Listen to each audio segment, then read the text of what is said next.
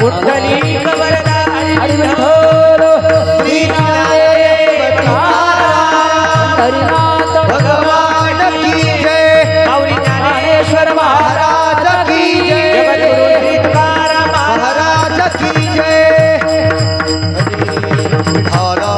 सद्गुरु गंगाजी महाराज की जय सद्गुरु नारायण जी महाराज की जय हलो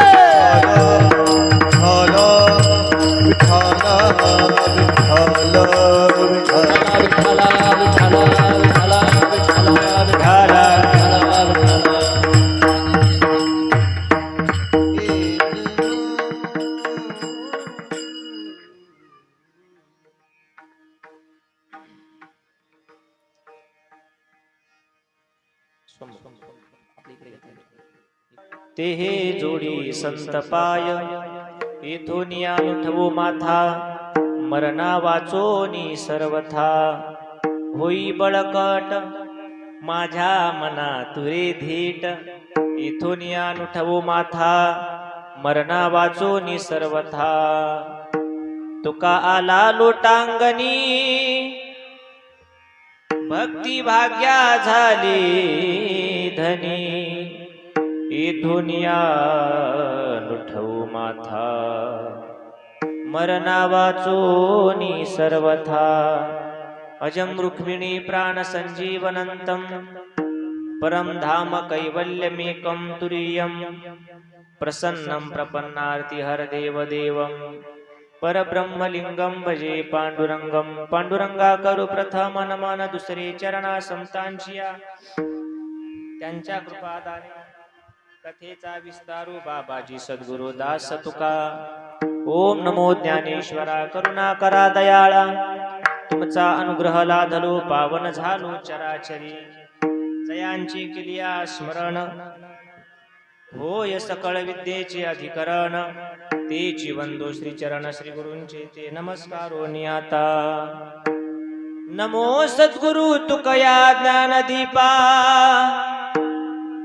नमो सद्गुरु सच्चिदानंद रूपा नमो सद्गुरु भक्त कल्याण मूर्ती नमो सद्गुरु भास्करा पूर्ण कीर्ती शबरी नाम कुलोत्पन्नम मारुतिर्नाम यस्य पिता माता राईर्नाम यस्य तन्नमामि किसनगिरिम ज्या ज्या ठिकाणी मन जाय माझे त्या त्या ठिकाणी निज रूप तुझे मी ठेवितो मस्तक ज्या ठिकाणी तेथे तुझे सद्गुरु पाय दोन चराचरे व्यापकता जयाची अखंड भेटी मजला तयाची परमपदी संगम पूर्ण झाला विसरो कसा मी गुरुपादुकाला आता कसा उपकार फेडू हा देह वाळूनी दूर सोडू म्या एक भावे प्रणिपात केला विसरू कसा मी गुरुपादुकाला कैलास राणा शिवचंद्र मोळे फणींद्र माता मुकुटी झळाळी कारुण्य सिंधू भव दुःखहारी तुझविन शंभू मज कोण तारी प्रवरा तटे निवासम देवगड ग्रामे कर्मभूमिम किसनगिरी बाबा प्रिय शिष्यम तन्नमामि भास्कर गिरिम अवतार केला शबरी कुळाशी केले अवधूत अवतार केला शबरी कुळासी बोला टाळी वाजवा केले अवधूत अवतार केला शबरी कुळाशी केले अवधूत अवतार केला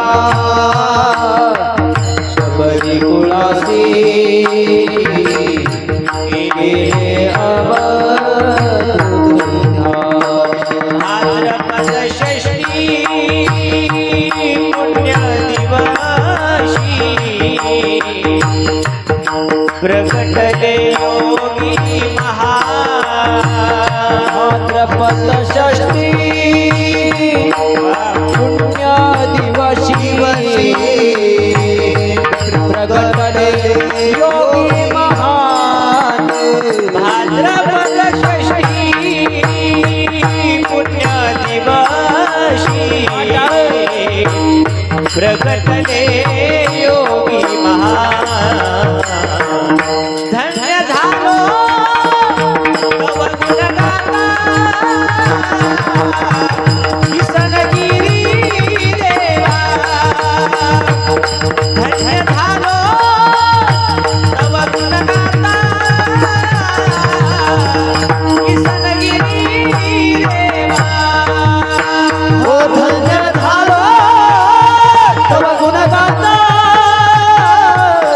किसनगिरी देवा धन्य झालो तव गुणगाता किसनगिरी देवा मस्तक हे पायावरी आवार करे वार करे सताया वार करे मस्तक हे पायावरी वार करे संताचा ओ वार करी संताचा वार करी संताचा धन्य धन्य भैरव बेटा धन्य धन्य भैरव बेटा धन्य धन्य भैरव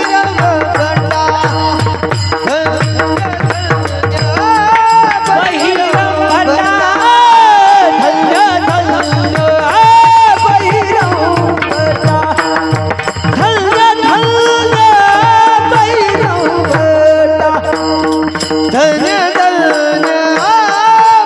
भैरव धन्य धन्य भैरव भंडा तुमच्या चरणी ठेवितो माता माता चरणी ठेवितो माता धन्य धन्य भैरव बेटा धन्य धन्य तुमच्या चरणी ठेवितो माता तुमच्या चरणी ठेवितो माता धन्य धन्य भैरवता धन्य धन्य भैरव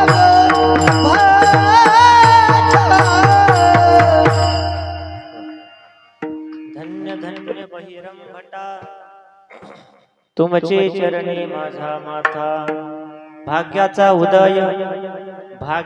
उदय तेही जोडी संत पाय ही धुनिया लुठवू माथा मरणा वाचोनी सर्वथा प्रस्तुत प्राप्त प्रसंगी कीर्तन रूपी सेवेकरता गायलेला अभंग महान भगवत भक्त देवमान्य संतमान्य जगमान्य दुर्दय सम्राट वारकरी संप्रदायाचे कळश श्रीमंत श्री जगद्गुरु तुकाराम महाराज यांचा 4 चरणाचा भाग्याची व्याख्या सांगणारा हा अभंग कीर्तन सेवेकरता घेतलेला आहे.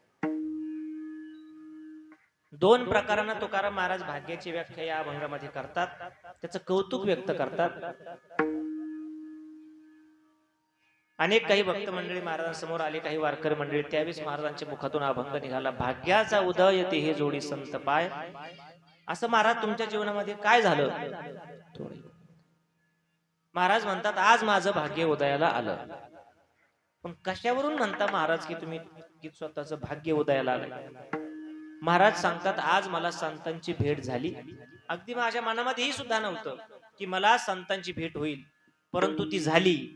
भाग्याचा उदय ते हे जोडी संत पाय. मग महाराज भाग्याचा उदय झाला म्हणून तुम्हाला संतांची भेट झाली, की संतांची भेट झाली म्हणून तुम्हाला वाटतंय माझं भाग्य उदयाला आलं? महाराज म्हणतात येरावरी जायाची उसने. एक पॉइंट इकडे. भाग्याची भाग्याचा उदय झाल्याशिवाय संतांची भेट होत नाही आणि संतांची भेट झाल्याशिवाय भाग्य उदयाला येत नाही. हे उष्ण एकमेकावरती. महाराज म्हणतात जसं असेल तसं माझ्या मनात नसताना संत गुरु मला आपोआप येऊन भेटले. सापडिले वाटे जाता गंगा स्नान मस्तकी तो जाना ठेविला कर. पण पूर्व पुण्य ठेवा माझ्याकडे होता. ते आले आणि हस्तकृपा करून टाकली. लावून या हात कुरवाळीला माथा. महाराज पर्व काळ साधलाय तुम्ही भाग्य उदयाचा, संत भेटीचा. मग आता पुढे काय?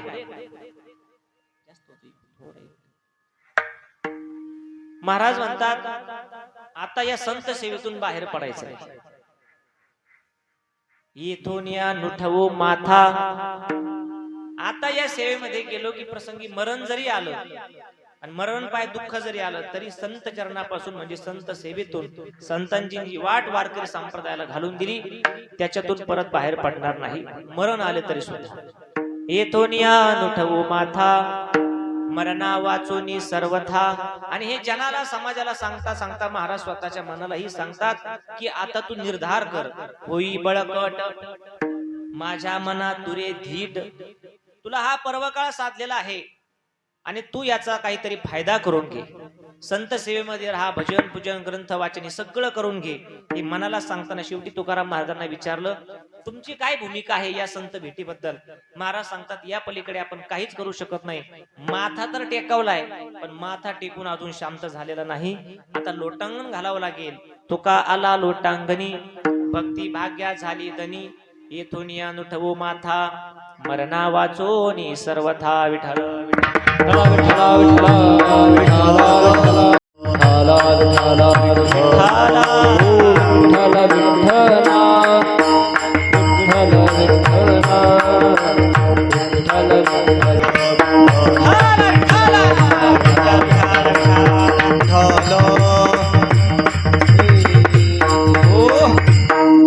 शेवेपूर्वी थोडासा परिहार द्यायचा तो असा. सालाबाद प्रमाणे 3 वर्षापासून चालत असलेला हा कीर्तन महोत्सव 10 दिवसाचा सप्ताह. सप्ताह नाही म्हणता येणार, नवरात्र उत्सव. आणि 10व्या दिवशी काला एक आगळा वेगळा महोत्सव आपल्या परिसरामध्ये होत आहे. थोडा बेस द्या आणि एक अर्ध्या पॉइंटवर इको ठेवून बघा कारण मॉनिटर जवळ असल्यामुळे मला जास्त इको येईल. हरिओम. थोडा हरिओम. असणाऱ्या आपल्या घोगर गावामध्ये मोठ्या उत्सवामध्ये हा सगळा धार्मिक महोत्सव पार पडत आहे. मोठमोठ्या साधू संतांचे आशीर्वाद आहेत. ज्या पवित्र भूमीवर आपण आहोत, ज्यांच्या अवतार कार्याने ही भूमी पवित्र झालेली आहे. श्री संत बहिराम महाराज जातवेद, ज्यांना आपण बहिरम भट महाराज म्हणतो, त्यांच्या अवतार कार्याने वास्तव्याने काही बालपांच्या लीलेने ही पवित्र झालेली भूमी. हा गंगेचा काठ. आणि गंगेचा काठ म्हणलं की तुकोबराय कौतुक व्यक्त करतात. गंगेचा आधीच गंगा पवित्र आहे. ज्या गंगेत स्नान केल्यानंतर सोडा वाचे म्हणता गंगा गंगा सकळ दोष जाती भंगा. या गंगेचं एक अजून नाव आपल्या समोर येतंय, तिला म्हणतात गोदावरी. गोदावरीचा अर्थ असा आहे की ज्या नदीमध्ये स्नान केल्यानंतर गोहत्येचं पातक नष्ट होतं. पण कोणत्या गोहत्येचं? जे नकळत झालेलं आहे. गाय मारून मग स्नान करायचं. गोहत्येचं पातक पुढे नष्ट होत नाही. परंतु नकळत जर ऍक्सिडेंट मध्ये म्हणा काहीतरी अपघातात्मक आपण एखादी गोमाता मरण पावली तर आपण गोदावरीत स्नान करायचं. गोवध हरी म्हणून ती गोदावरी. आणि गोदावरीच्या काठावर तुकोबारांनी सांगितलं की जुनी सगळी पुरातन महादेवाची ठिकाणं, साधू संतांची आश्रम, गोदा तटे निर्मळे देव देवतांची राऊळे, संत महंत मेळे दिवस जाय सुखाचा. आणि म्हणून या पवित्र काठावरती संत बहिरम भट महाराजांच्या जन्माने अवतार कार्याने पवित्र झालेली ही भूमी. आणि या ठिकाणी चालू असलेला हा नाम उत्सव, नाम यज्ञ सोहळा मोठ्या भक्तिभावानं आपण पार पडत आहोत. श्री क्षेत्र घोगरगाव. कीर्तनाकरता उपस्थित प्रभुप्रिय सज्जन, माता भगिनी, गुणीजन, गायक, वादक, टाळकरी, माळकरी, गावकरी, विनेकरी, सर्व तनमन धनानं सेवा करणारी आणि योगदान देणारी मंडळी या ठिकाणी उपस्थित आहेत. पूजनीय हरिभक्तपरायण शांती ब्रह्म त्यांच्याकडून ही सेवा मला प्राप्त झाली आणि हा सर्व कारभार जे या ठिकाणी बघतात पूजनीय हरिभक्तपरायण विश्वनाथ गिरीजी महाराज यांच्या उपस्थितीमध्ये हा सोहळा पार पडत आहे. महाराजांना मी या ठिकाणी नतमस्तक होतो. त्यानंतर सर्व असणारी वारकरी जुनी जाणती भजनी मंडळी सद्गुरू ब्रह्मलीन गंगागिरीजी बाबा यांना ज्या वारकऱ्यांनी बघितलं अशीही वारकरी या ठिकाणी उपस्थित आहेत. सद्गुरू ब्रह्मलीन नारायणगिरीजी बाबा यांना ज्यांनी बघितलं अशीही वारकरी या ठिकाणी उपस्थित आहेत. सद्गुरू किसनगिरी बाबा या महात्म्यांना ज्या वारकऱ्यांनी बघितलं तीही वारकरी या ठिकाणी काही उपस्थित आहेत. आणि गुरुवारे बाबाजी तर सकाळी या ठिकाणी येऊन गेलेले आहे. आपल्या भाग्याचा उदय झालाच म्हणून ते या ठिकाणी आले होते. भाग्याचा उदय ते हे जोडी संत पाय थोडा पीस द्या. आणि म्हणून या ठिकाणी सर्व प्रकारचे वारकरी सर्व साधू संतांना मानणारी मंडळी गंगा काठ वरती गेलं की आपला सरला बेट म्हणजे गोदाधाम आहे. या परिसरावरती कृपा आहे साधू संतांची. मधला तो पट्टा सुटला होता सद्गुरू किसनगिरी बाबांच्या अवतार कार्याच्या पूर्वी. गुरुवारी बाबाजी नेहमी म्हणतात आवाज झाला पुंडलिक वरदारी हरी विठ्ठल श्री ज्ञानदेव तुकाराम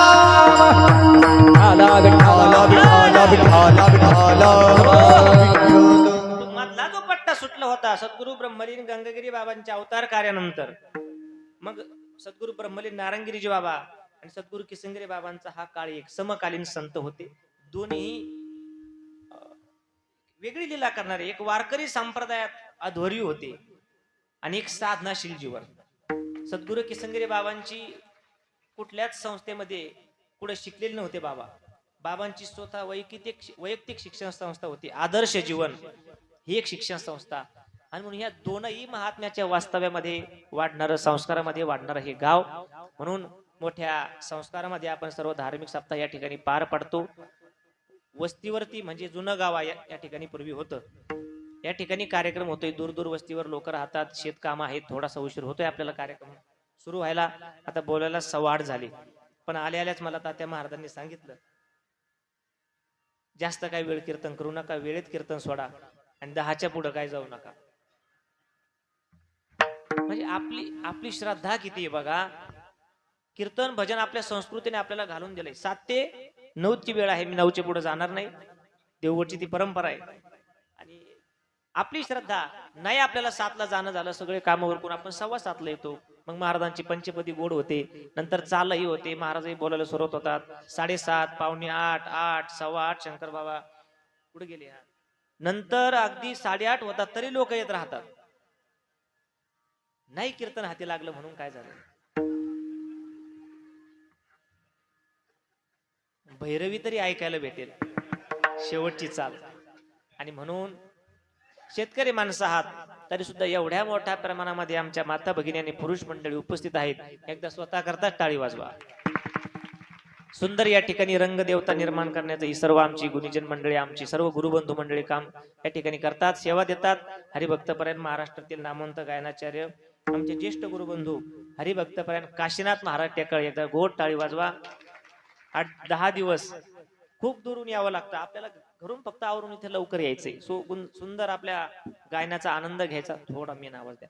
नंतर सुंदर ज्यांनी साथ केली आमचे हरिभक्तपरायण गिरधर महाराज त्यांच्याही नावाने टाळी वाजवा.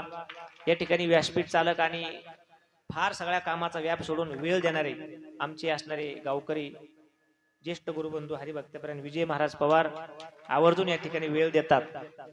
त्याचबरोबर दुसरे असणारे मृदंगाचार्य आमचे रोहित महाराज पठारे ते या ठिकाणी उपस्थित आहेत. आमचे भाऊसाहेब मामा आहेत पीटी मास्तर त्यांनाही धन्यवाद देतो. आणि आपल्या परिसरामध्ये एक नवीन चेहरा आत्ताच आलाय. गुरुवाऱ्यांचा आशीर्वाद घेऊन माऊलींचा आशीर्वाद घेऊन सुंदर मृदंगाची सेवा देण्याकरता आलेले आमचे हरिभक्तपरायण कृष्णा महाराज हापसे त्यांच्याही नावाने एकदा टाळी वाजवा. टाळी वाजवा म्हणजे हा काय जाहीर असा कार्यक्रम नाही की टाळी वाजवा. पण कौतुक केलं कौतुक असतं ते. आणि कौतुक केलं की कलाकाराची ऊर्जा वाढत असते. तेव्हा ते काहीतरी अजून नवीन आपल्या समोर मांडण्याचा प्रयत्न करतात. पूजनीय महाराजांच्या आदरणीय आमची सर्व जुनी भजनी मंडळी यांच्या उपस्थितीत हा कार्यक्रम होतोय. आमच्या तुळशीवाले अक्का आहेत. विनिकरी बाब आहेत. आमची जैनपूरकर सर्व भजनी मंडळी डी.के. पाटील आदरणीय आमचे शिंदे तात्या त्यांचं आयुष्य गुरुवारी बाबाजींच्या सेवेमध्ये जात आहे. म्हणजे चोपदार म्हणूनही जात आहे. वारकरी म्हणूनही जात आहे. बाबांना स्वयंपाक करून खाऊ घालण्याचं जे काम करतात, जिथे जिथे कार्यक्रम असतील, आदरणीय ताते हे या ठिकाणी उपस्थित आहेत. 17-18 वर्ष ज्यांनी बाबांच्या सेवेमध्ये स्वयंपाकाचं काम केलं, अन्नपूर्णेमध्ये आमचे दत्ता महाराज या ठिकाणी उपस्थित आहेत. आमचे दोनही वजनदार चोपदार, एक थोडे अंधारात उभं राहिले पडसावलीत, पण दोनही आपली सद्गुरू किसनगिरी बाबाच भक्त मंडळीतील आहे, बाबांना मानणारे आहेत. आणि आदर्श जीवन परत घडावं, आपल्याही महाराजांना तेवढं प्रोटेक्शन म्हणजे असावं, सिक्युरिटी असावी, आणि म्हणून तेवढ्याचा आयुष्यामध्ये ते आपले सगळे पोशाख काठी घेऊन या ठिकाणी उपस्थित आहेत. त्यांना धन्यवाद देतो. आमची बुद्रुककर काही मंडळी आली, आमचे रेडे मामा आहेत, मगर मामा, त्याचबरोबर सुंदर चित्रीकरण करण्याकरता हा कार्यक्रम, हा कीर्तनाचा सोहळा महाराष्ट्रामध्ये जावा आणि घरोघर जाऊन यांना कळावे की कुठेतरी असे कार्यक्रम होतात, कोण करतंय, काय करतंय, किती लोक अन्नदान घेतात, प्रत्येकाच्या घराघरापर्यंत बसून पोहोचण्याचं काम करतात. आमचे असणारे सोमनाथ भाऊ वाखुरे आणि दुसरे असणारे चित्रीकरण करणारे आमचे सचिन भाऊ, दोघांनाही धन्यवाद देतो आणि माझ्या कीर्तन सेवेकडे येतो. विठ्ठल विठ्ठला विठ्ठला विठ्ठला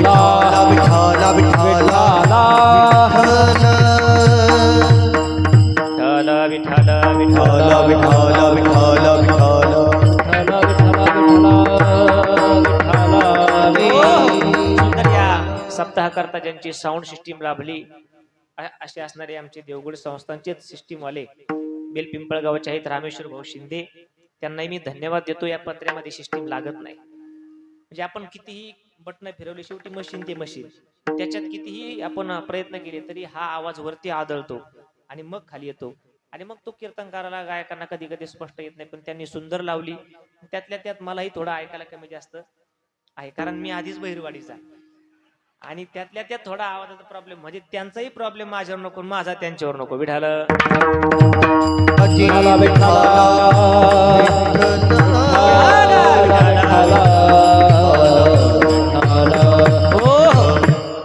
जगद्गुरु तुकोबाराय आज आपल्या भाग्याचं कौतुक व्यक्त करतात. भाग्य भाग्य म्हणजे काय, तर भाग्य, आपली दृष्टी वेगळी आहे भाग्य पाहण्याची, आणि साधू संतांची दृष्टी वेगळी आहे भाग्य पाहण्याची. भाग्य आज आपण कशाला समजतो ही व्याख्या वेगळी आहे, आणि संतांची व्याख्या वेगळी आहे. आज आपण थोडं समाजात मध्ये जरा फिरत राहिलो तर आपण कशालाही भाग्य समजतो, म्हणजे अगदी कीर्तनकर मंडळी कशाला भाग्य समजतात. त्यामुळे तुम्ही समजताना याच्यामध्ये काही वाईट नाही. आम्ही भाग्य समजतो गाडी घेणं, घर बांधणं, थोडी लौकिकता मिळणं, व्हॉट्सअप, इंस्टाग्राम, टेलिग्राम, वेगवेगळे स्टेटस, ही आमची लौकिकता, याला आम्ही म्हणतो भाग्यवान समजतो. पण ही तुकोबारायांच्या दृष्टीनं भाग्याची व्याख्या नाही. आपण आज ज्या गोष्टी मिळवण्याकरता तडफड तडफड तडफड तडफड करतो, या गोष्टी तुकोबारायांनी नाकारल्या, कारण महाराज म्हणतात त्या गोष्टी भाग्यात अजिबात बसत नाही. भाग्य तरी नोये धन पुत्र दारा, भाग्य तरी नोये धन पुत्र दारा, भाग्य तरी तो हे धन पुत्र दारा, भाग्य तरी तो हे धन पुत्र दारा, भाग्य तरी नोये धन पुत्र दारा, भाग्य तरी नोये धन पुत्र दारा, भाग्य तरी तो हे धन पुत्र दारा, भाग्य तरी तो हे धन पुत्र दारा.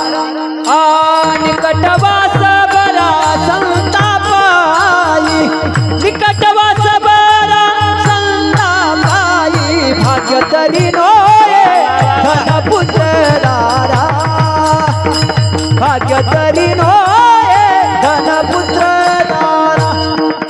हा निकटवास बरा संतापाई, निकटवास बरा संतापाई, भाग्य तरी तो हे धन पुत्र दारा, भाग्य तरी तो हे धन पुत्र दारा. ज्या गोष्टीला आज आपण भाग्य समजतो, तुकाराम महाराज सांगतात या गोष्टी माझ्या यादीत बसत नाही. कोणत्या कोणत्या, लक्षपूर्वक ऐका. काय नाही, बाटले पाण्याच्या, अरे या वेळेला बाटली म्हणलं की अंगावर काटा येतो. काय होतं, सगळे बघते राहत, एक एक ठेवून द्या लवकर. काय काय भाग्यामध्ये आपल्या दृष्टीनं धन, धन म्हणजे पैसा, पुत्र म्हणजे मुलगा, धन पुत्र दारा, दारा म्हणजे बायको, धर्मपत्नी, संस्कृत मध्ये दारा म्हणतात. मग या गोष्टी आज मिळणं किंवा या मिळण्याकरताच आपण अट्टहास करतो आणि मिळाल्यानंतर निश्वासानं त्या ठिकाणी म्हणतो की बरं झालं मिळालं, आपल्या भाग्यात होतं म्हणून. पैसा मिळणं म्हणजे भाग्य आहे. मिळालेल्या पैशाचा नंतर काहीतरी सदुपयोग करून गाडी घेणं, घर बांधणं हे जर भाग्य असेल, उदाहरणार्थ एखाद्याने गाडी घेतली, मामा मी गाडी घेतली, म्हणजे घेतली गणेश भाऊ, मी शोरूम मधून बाहेर येताना एखाद्या व्यक्तीने मला जर बघितलं, एखादा भजनी असेल, टाळकरी असेल, बाहेरून बघितलं तर म्हणणार भाग्यवान आहे महाराज लोकी, की गाड्या घोड्या सगळं व्यवस्थित आहे. पण तीच गाडी जर रोडवर आल्यानंतर त्या गाडीचा ऍक्सिडेंट झाला, त्याच्यामध्ये माझा मृत्यू झाला, होणार नाही 5-25 वर्ष, पण झाला, तर काही मिनिटापूर्वी मला भाग्यवान म्हणणारा तो आता मला भाग्यहीन म्हणेल त्याच वस्तूमुळं. म्हणजे किती वस्तू गोळा केल्या म्हणून आपल्याकडे भाग्य येईल नाही. धन म्हणजे भाग्य नाहीये. उलट महाराज म्हणतात ही भक्तीतली वैरी, धन दारा सूत नारी, हे तो भक्तीचे वैरी. म्हणून त्याच्याकडे कधी महाराजांनी भाग्याच्या दृष्टीने बघितलं नाही, किंबहुना कुठल्याच संतांनी बघितलं नाही, अजिबात नाही. धन पुत्र म्हणजे मुलगा.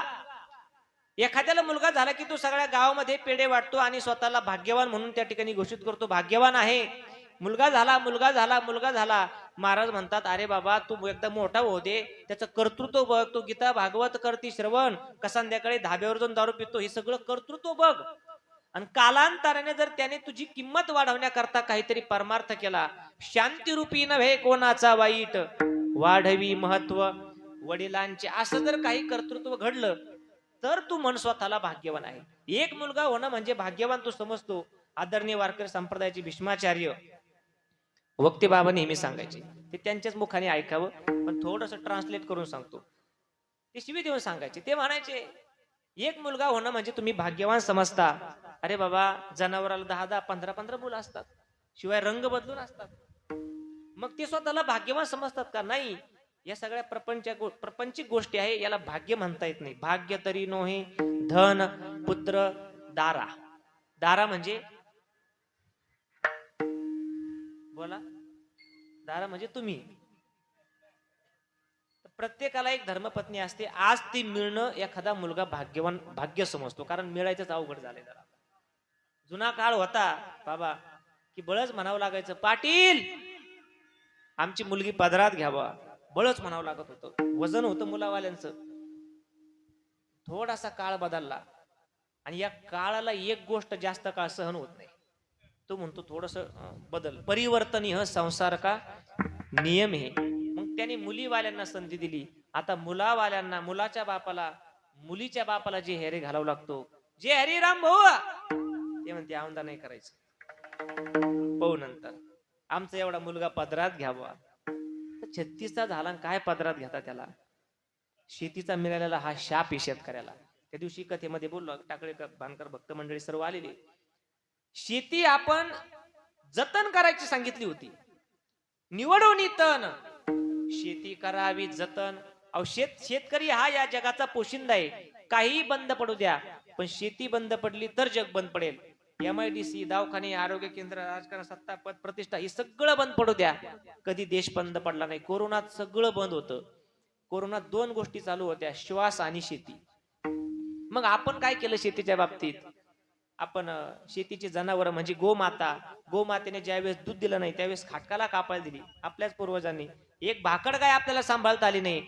शेवटी जनावर झालेलं खोंड म्हणजे बैल, महादेवाचा नंदी, आपण खाटकाला 10,000 रुपये करता कापायला दिला.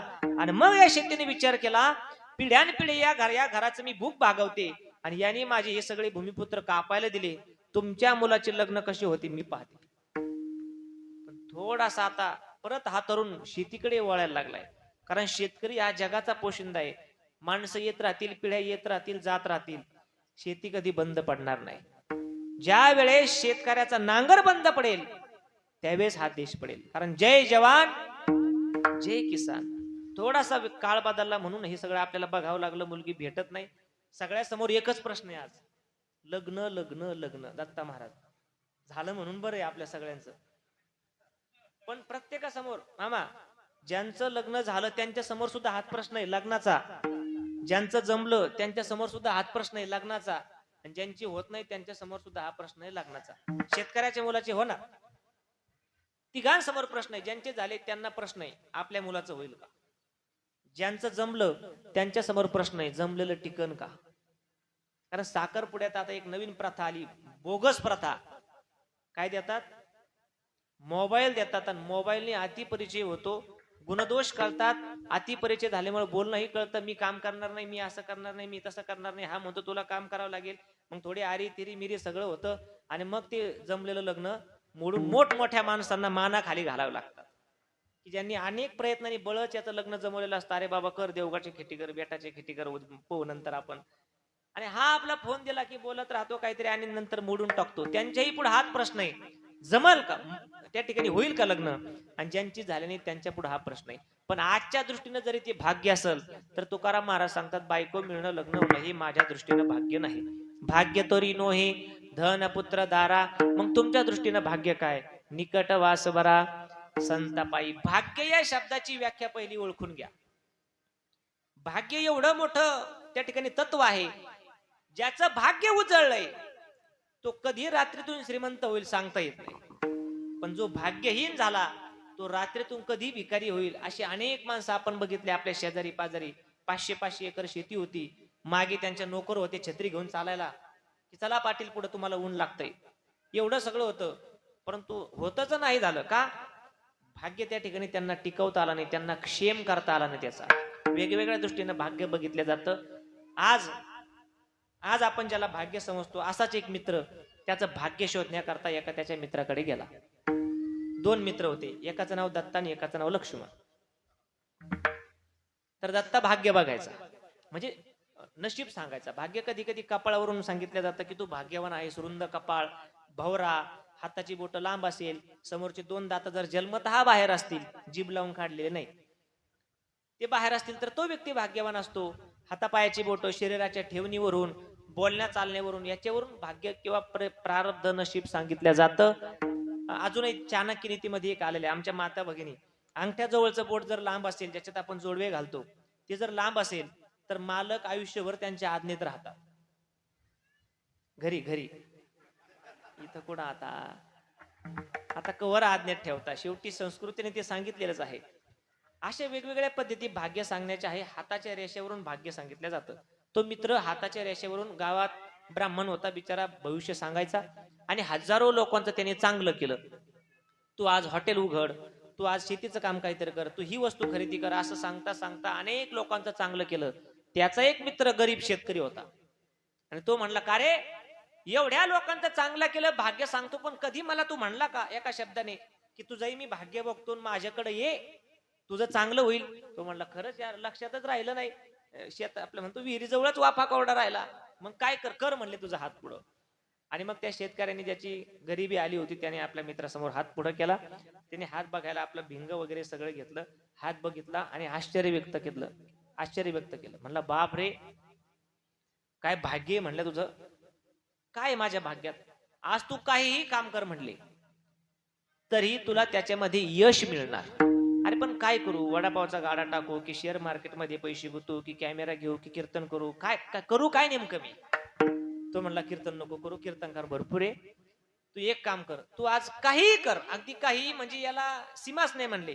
तू चांगलं वागायचं सोड, तुझं भाग्य आज एवढं तुझं प्रबळ आहे, तू आज वाईट जरी वागला तरी तुला धन लाभच होणार. तो म्हणला, वाईट वागणं म्हणजे काय. अरे वाईट वागणं म्हणजे शिव्या देणं, गर्दीमध्ये गेल्यानंतर मार खाण्याची जेवढी लक्षणं असतात त्याच्यातलं कोणतंही घे तू, तुला धन लाभच होणार. तो म्हणला, चांगलं वागून सगळ्यांनी बघितलंच, आपण थोडस वाईट वागून बघू. आणि म्हणून तो गेला राजवाड्यामध्ये. राजाचा महाल भरलेला होता, त्यांची बैठक चालू होती. मंत्रीपद कोणाला द्यायचं, कोण कोणाला द्यायचं, कोण कुठून पळून आलंय, कोणत्या सत्तापद, ही चालू होती त्यांची मीटिंग. हा तिथं गेला आणि रोज राजासमोर जाऊन हात जोडायचा आणि अर्धी शिळी भाकर दिलेली तो घेऊन मागे यायचा. पण आज त्याचं भाग्य घेऊन त्या ठिकाणी गेला. भाग्य काय करतं बघा, एखाद्याला जर धनलाभ होऊनच द्यायचा असेल तर भाग्य कोणत्या ना कोणत्या निमित्तानं त्याला धनलाभ करून देतंय. भाग्याचे नि भडसे, उद्यमाचे नि विषय, काहीतरी उद्योगाचं निमित्त केलं जातं, पण त्याच्या कपाळामध्ये पैसा असतो. लोक सांगतात आम्हाला माहिती त्याने काय केलं, अहो कितीतरी वेळा डंपर गुतलं होतं त्याचं, मी लोटून दिलं. कशाचं? पांढऱ्या मातीचं. अहो कसं का असाना, त्याचा धंदा उद्योग निमित्त झालं, पण त्याच्या भाग्याने ती लीला केली. भाग्याचे नि भडसे, उद्यमाचे निमिसे. मग हा त्याचं भाग्य घेऊन राजाच्या दरबारात गेला. राजा शांत गंभीरपणे चर्चा चालू होती. राजाच्या अजून जवळ गेला. बाकीचे म्हणले थोडं लांबून दर्शन घ्या. अजून जवळ गेला आणि अशी त्यांनी कृष्ण महाराज बाही मागे केली आणि राजाची एक तोंडात जोऱ्यात हाणली. एवढी जोऱ्यात हाणली आणि राजा एका झापडीमध्ये 32 फूट जाऊन पडला. राजाचा मुकुट अगदी कुठेतरी कोपऱ्यात जाऊन पडला. राजमुकुट होता. सैनिकाने त्याला धरलं, मारणार, त्याला शिक्षा देणार. एक जण भाला खुपसणार, दुसरा एक म्हणला थांबा थांबा, त्याला मारू नका. का मारायचं नाही, त्याला शिक्षा झाली पाहिजे, आपल्या राजाच्या तोंडात मारतोय, नका मारू म्हणले. त्यांनी आपल्यावर उपकार केलाय. काय उपकार केला त्याने? बघा म्हणले, तो आपल्या महाराजांचा मुकुट आणि त्या मुकुटामधून तो काळा जरद बाहेर आलेला नाग, म्हणजे आपला राजा सर्पदंश होऊन मरणार होता. परंतु या बिचाऱ्या शेतकऱ्याने बघितलं आणि त्याने आपल्या राजाचा जीव वाचवला. कुणाला सिक्युरिटी मध्ये ध्यानात आलं नाही. म्हणले चौबदार काही नाही, फक्त उभा राहतात. म्हणले आता मला एखादा उचलून घेऊन जाईल. ते म्हणते पंक्ती सगळे लाईनीत धरा. विनोदाचा भाग सोडा. पण त्यांनी विचार केला, सिक्युरिटीच्या लक्षात आलं नाही की महाराजाच्या मुकुटात नाग आहे, पण शेतकऱ्याने जीव वाचवला. त्याला सन्मानात राजासमोर उभा करा. आणि सन्मानात राजासमोर उभा केलं. गंमत काय पाहता, ज्यांनी तोंडात आणली त्याला 1 लाख मोहराचं बक्षीस देण्यात आलं. कशामुळं? त्याचं भाग्य. तुम्ही कोणी प्रयत्न करू नका. आणि 1 लाख मोहरा त्याला दिल्या. आनंद, खुश खुश झाला तो आणि उड्या मारतच त्या मित्राकडे गेला. म्हणला दत्ता, तू खरं म्हणला होता, तुझं भाग्य चांगलं आहे, भविष्य सांगितलं होतं, काय झालं? 1 लाख मोहराचं बक्षीस मला त्या ठिकाणी दिलं. का दिलं? म्हणले मी राजाच्या तोंडात आणली. मग सगळा प्रकार सांगितला. 1 लाख मोहरा बक्षीस. अरे वा, थांबू नको म्हणले. तुझं भाग्य आज संध्याकाळी जवळ 9 पर्यंत चांगलंय. 9च्या पुढे तुझं कोणी ऐकायला तयार नाही. तू जा म्हणले, तुला अजून जेवढं वाईट वागता येईल तेवढं वाईट वाग, तुझं भाग्य तुझ्या बरोबर आहे. मग तो म्हणला एवढं मोठं बक्षीस दुसरं कोण देणार आहे? म्हणून परत राजाच्या दरबारामध्ये गेला आणि राजाच्या दरबारात जाऊन राणीच्या महालासमोर गेला आणि मोठ्याने आवाज दिला, कुठे राणी? सगळ्या सेविका दासी सगळ्या उभ्या होत्या. ते म्हणले राणी महाराज आवरत आहेत, त्यांचं आतमध्ये जाता येत नाही. नाही म्हणले, बाहेर बोलवा. अहो तसं जमत नाही, प्रोटोकॉलनेच यावं लागतं. गुरुवार, पौर्णिमा, एकादश कधी आले आणि बाबा कुठे? त्याला प्रोटोकॉल आहे की नाही? आता महाराजांची समजा आरामाची वेळ, त्या ठिकाणी दुपारची वेळ आहे आणि आपण जायचं, उठा बाबा, काय काय नाही, लयदीचं दर्शन झालं नव्हतं. पण त्याला काही विधी आहे का नाही? राणी महाराजाला बाहेर बोलवता येणार नाही. नाही म्हणले, बोलव म्हणले. शेवटी तो ऐकेना, तोच आतमध्ये गेला आणि धरलं राणीच्या हाताला. आता महाराज खायचा म्हणल्यावर बघा किती पाप यात आहे. राणीच्या हाताला धरलं आणि ओढत ओढत बाहेर आणलं. बाहेर आणलं, सेविका धरणार, त्याला मारणार. तेवढ्या ज्या खोलीतून राणीला बाहेर ओढलं त्या खोलीचं छत खाली पडलं. कशाला बाबा? आणि राणी चेंद्रून मेली असती, ती वाचली. ही बातमी गेली राजाकडं. राजा म्हणला, यानेच आपला काल जीव वाचवला आणि आपली मिसेस सुद्धा याच्यामुळेच वाचली. काय झालं असेल? परत दरबार भरला आणि परत त्याला 50,000 मोहरा देण्यात आल्या. पहिल्या 1 लाख आणि दुसऱ्या, गणित चांगलं आहे तुमचं. अशा मोहरा घेऊन तो आनंदात त्या मित्राकडे गेला आणि सगळं सांगितलं प्रकार. तो म्हणला, खरंच आता आयुष्यभर मला चिंता नाही, माझं भाग्य तू दाखवलं. या मोबदल्यात 4 मोहरा त्याने सोन्याच्या आपल्या समोरच्या मित्राच्या हातात ठेवल्या, की ज्याने ते भविष्य सांगितलं होतं. 1,50,000 मोहरा घेऊन गेला आणि फक्त 4 मोहरा त्याच्या हातामध्ये दिल्या आणि त्याला सांगितलं, ह्या मोहरा तुला मी बक्षीस दिल्या. एक प्रश्न विचारला, माझ्या भाग्यात होतो म्हणून मला धनलाभ झाला, पण मी तुला 4 मोहरा दिल्या. एवढा सगळा धनलाभ तुझ्यामुळे झाला आणि मी फक्त तुला 4 मोहरा दिल्या, तुला वाईट वाटलं नाही? आता 4 दिले म्हणजे तोही अप्पल पोटात होता. काय होतं, कधीच्या नवतन काय म्हण होती, काय कधीच्या नवतन कोंबडीला गवत. एखादा शेतकरी माणूस आपला आता भाजी भाकरी खाणारा मुंबईला गेला आणि त्याने एखादा पिझ्झा, बर्गर काय असतं ते नवीन पदार्थ, तसं पाहिलं तर त्याला विशेष वाटतं. ते कसं आहे, आता तो खातो तो. हा अप्पल पोट. आता अप्पल पोटा शब्द कळेल नाही कळेल मला नाही सांग. तू माहिती का अप्पल पोटा मामा? नाही माहिती? मी सांगतो तुम्हाला, थांबा 1 मिनिट.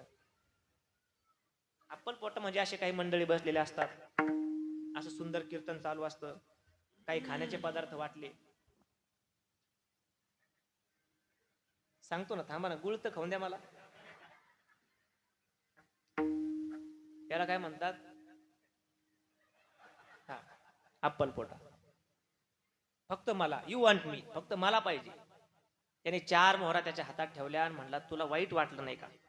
एवढ्या मोहरा मला मिळाल्या आणि तुला फक्त 4 दिल्या.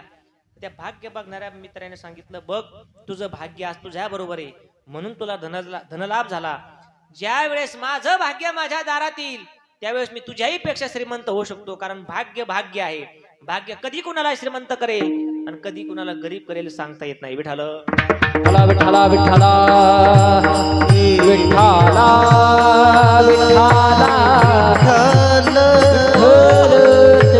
आणि म्हणून आज आपण ज्याला भाग्य समजतो, तुकाराम महाराज त्याला भाग्य समजत नाही. महाराज म्हणतात, माझ्या दृष्टीनं भाग्य ज्या दिवशी मला संत भेट झाली, का माझ्या भाग्यात होती म्हणून झाली. पुण्य फळले बहुता दिवसा पुण्य फळले बहुता दिवसा ते बहुत दिवसा पुण्य फळले बहुता दिवसा. ओ भाग्य उदयाचा ठसा भाग्य उदयाचा भाग्य उदयाचा ठसा भाग्य उदयाचा ठसा झालो सन्मुख तो कैसा झालो सन्मुख तो कैसा झालो सन्मुख तो कैसा संत चरण पावलो चरण पावलो संत चरण पावलो संत चरण पावलो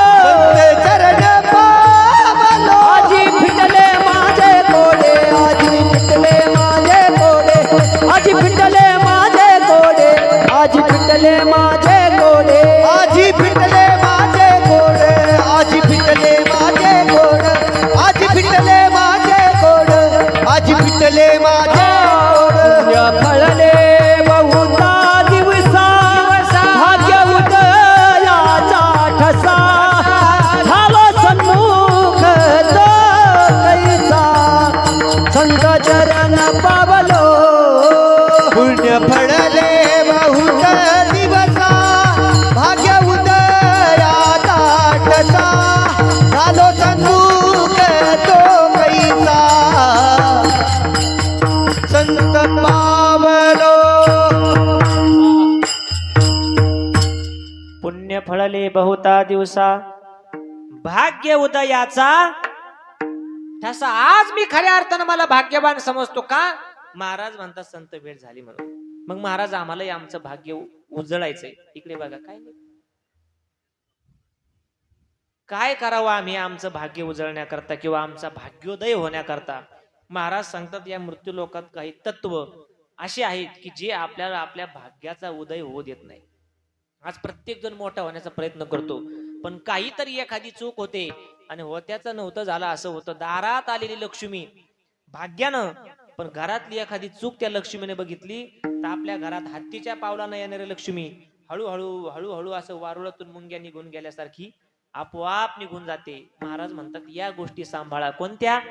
या लोकांपासून दूर राहा, म्हणजे तुम्हाला भाग्य उदयामध्ये काही विक्षेप येणार नाही, तुम्हाला काही संकट अडचणी येणार नाही.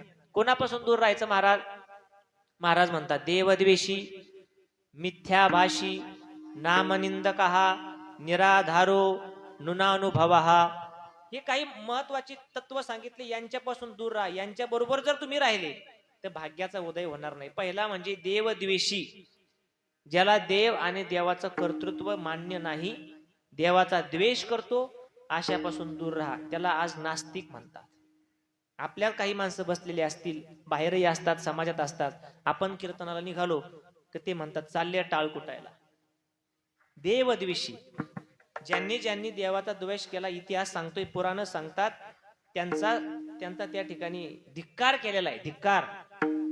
बिभीषणाने सांगितलं, दादा, ज्याची धर्मपत्नी तुम्ही पळवून आणली, तुम्ही देव कार्याला कलंक लावत आहात. मोठी परंपरा आहे म्हणले. रघुकुल रीती सदा चली आई, प्राण जाय पर एवढ्या महान परंपरेला तुमच्याकडून कलंक लागतोय दादा. सीतेला सोडून द्या, जगत जननी जानकी आहे ती. तुम्ही जर तिला सोडलं नाही तर मी तुम्हाला सोडेल. नाही ऐकलं मोठ्या भावानं. भरतानं सांगितलं जन्मदात्या आईला, आई दादाला जर तू वनवासाला पाठवलं आणि एवढं मोठं पाप जर तुझ्याकडून घडलं तर परत मी तुला आई म्हणणार नाही. आणि भक्त प्रल्हादाने सांगितलं आपल्या बापाला म्हणजे हिरण्यकश्यपूला, तुम्ही सांगता नाव घेऊ नये देवाचे, ऐसे विरुद्ध हिरण्यकश्यपूचे. देवाचं नाव घेण्याकरता हा देह दिलाय. तुम्ही जर ते नाव घेऊन देत नसाल तर मी तुमच्या बरोबर राहायला तयार नाही. तुकोबाराय सांगतात, प्रल्हाद जनक विभीषण बंधू, प्रल्हाद जनक विभीषण बंधू, प्रल्हादे जनक विभीषण बंधू, प्रल्हादे जनक विभीषण, प्रल्हाद जनक विभीषण बंधू, प्रल्हाद जनक विभीषण बंधू. प्रल्हादे जनक विभीषण बंधू, प्रल्हादे जनक विभीषण बंधू. ओ राजमाता तू भरत केली, भरत केली, भरत केली. ओ राजमाता तू भरत केली, भरत केली, भरत केली. प्रल्हाद जनक विभीषण बंधू, प्रल्हाद जनक विभीषण बंधू, विभीषण बंधू, विभीषण बंधू. प्रल्हादे जनक विभीषणे बंधू.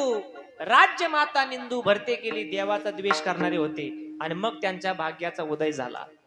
दुसरा वर्ग देवद्वेषी, मिथ्याभाषी.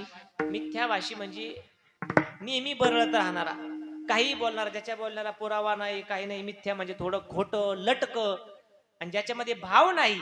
महाराज म्हणतात अशापासून थोडस दूर राहा. मिथ्याभाषी म्हणजे आज कितीतरी माणसं व्यर्थ, अनंत वाचाळ, बरळ ती बरळ, त्या कैचा गोपाळ पावी हरी. कधी त्यांना संतांची आणि कधी देवाची भेट व्हायची. त्या मिथ्या भाषेपासून दूर राहा. मिथ्या म्हणजे खोटं, खोटं म्हणजे लटक, लटक म्हणजे असत्य. असं तुकाराम महाराज सांगतात, सासूसाठी रडे सून भाव अंतरीचा. बाहेरून जरी रडणं दिसत असेल तरी आतमध्ये तिच्या तेवढी भावना नसते. आई मेल्यानंतर मुलगीही रडते आणि सुनही रडते, पण दोघीच्या रडण्यात फरक असतो. ते मिथ्या आहे. सुनेचं रडणं खोट आहे, हो सगळ्याच खोट. तुकाराम महाराजांनी सांगितलं ना. आणि असं रडणं महाराज म्हणतात ही मिथ्या आहे. म्हणजे जसं जुन्या काळात एक श्रीमंत मनुष्य आयुष्यभर पैसा कमावला, एवढा पैसा कमावला की कधीच माणसात गेला नाही. दोनच माणसं, मुलगा आणि बाप. आई लहानपणी वारली आणि त्याची बायको होती, ती मॅडम होती, सुशिक्षित होती, ती मुंबईत शिक्षक होती. कालांतराने त्याचे वडील मरण पावले. एवढा पैसा होता परंतु आता माणसं मागं नाही रडायला. मग काय करावं, काय करावं. शेवटी लोक तोंडात माती घालतील म्हणले एवढा पैसा कमावला पण 4 माणसं कमावता आली नाही. आणि 2 माणसं जर आपल्या वडिलाच्या प्रेताबरोबर रडायला नसतील तर काय काय अर्थ आहे. मग त्याने गणेश दादा गावात फोन केला एका मुकादामाला. म्हणले ओ मुकादाम दादा, एक काम होतं तुमच्याकडे. काय काम होतं. म्हणले काय नाही, 10-12 महिला मंडळी पाहिजेत म्हणले. ते म्हणले चाळ्या भरायचं लई बिजी शेड्यूल चालू आहे म्हणले, भेटणार नाही. पण कशाला पाहिजे तुम्हाला महिला मंडळ. ते म्हणले रडायला. रडायला काय झालं. वडील वारलेत म्हणले. रडायला नाही म्हणले, पण आता मला माझ्यात काही कॉन्टॅक्ट मध्ये नाही, पण एका मावशीचा नंबर तुम्हाला देतो म्हणले. ती खुरपण्याची टोळी त्यांच्याकडं आणि त्यांच्या 4-5 महिला आहेत म्हणले मोठ्या आवाजाच्या, पांढरी 4 पांढरी 3. आणि मग अशा आवाजाचे तुम्ही बघा काय करायचे ते. मग त्या मुकादम मावशीला फोन केला. ते म्हणले येतो आम्ही 4-5 जणी. म्हणले मोठा आवाज का. हो किती मोठा. म्हणले गल्लीतून चालल्या तर पॉकलँड चालल्यासारखा आवाज येतो म्हणले. या म्हणले रडायला घेऊन. ते म्हणले दादा तुम्ही आम्हाला काय देता. आता रडायचं तर खोटं, पण देणार काय तुम्ही. उक्तच देऊन टाकलं. हजेरी काय. उक्त वेगळं आणि हजेरी म्हणजे दुसरा काय शब्द वेगळा. रोजाना वेगळा. तर रोजाचं म्हणजे कसं असतं. उक्त म्हणजे सकाळी 7ला रानात जावं लागतं आवरून आणि संध्याकाळी 6ला यावं लागतं. रोजाचं म्हणलं की 10 वाजता मालकाला फोन, मग न्यायला गाडी येणार, मग गाडी बांधावर सोडणार. बांधावर गेलं की आपला जो खायचा डबा आहे भाकरी त्या लिंबाला लटकावं लागतात कुत्रं खाईल म्हणून, पण जवळच्या लिंबाला नाही लटकायचे, खालच्या बांधाच्या लिंबाला जायचं. तिकडं सावली जरा दाट असते आणि तिकडून माग यायचं, मग तो कोट घालायचा, मग ते खुरप्याचं वसन काढायचं, रोजानी ना वसन काढायचं, आणि मग थोडस खुरपायला सुरुवात करायची, आणि एखादी मैत्रीण थोडीशी खुरपता खुरपता पुढे गेली की असा खडा घ्यायचा, तू काय उक्त घेतलं का? त्याने ती उक्तच घेऊन टाकलं रडायचं. 4-5 महिला मंडळी सगळ्या ते म्हणले काय देतात? म्हणले आताच माझं तुरीचं खळ झालंय मोठं, तुम्हाला 30-30 किलो तुरी देईल म्हणले मी. तुरीला भाव होता चांगला. ते म्हणले ठीक आहे. गेल्या सगळ्या तिथं रडण्याकरता असं प्रेट ठेवलेलं आहे, मिथ्यावाशी प्रेट ठेवलेलं आहे, आणि सगळ्या तिथं बसले. हळूहळू पाहुणे मंडळी यायला चालू झाले. रडणं काय सुरू आहे ना, मागच्या 4-5 तिच्या मैत्रिणी म्हणल्या तिला करणं सुरू, आम्ही कवर बसायचं असा, तुलाच माहिती आता ते कोण मेलं काय. तिलाही मेलेल्या माणसाचा इतिहास, भूगोल, पर्यावरण काहीच माहित नाही की हा कसा मेला, का मेला आणि काय रडायचं. फक्त एवढंच माहिती की याच्या प्रेतावर रडायचं, आणि हा आपल्याला 30-30 किलो तुरी. आता मला काही तसं रडता यायचं नाही बा, मी थोडा हसतमुख माणूस आहे, पण ते सुरू केलं त्यांनी. दादा बरे होते ना, 30-30 किलो तुरी कबूल केल्या होत्या ना, आणि काय रडता, डोळ्याला पाण्याचा पत्ता नाही. मोले घातले रडाया, नाही असू आणि माया, नाही असू आणि माया, नाही असू आणि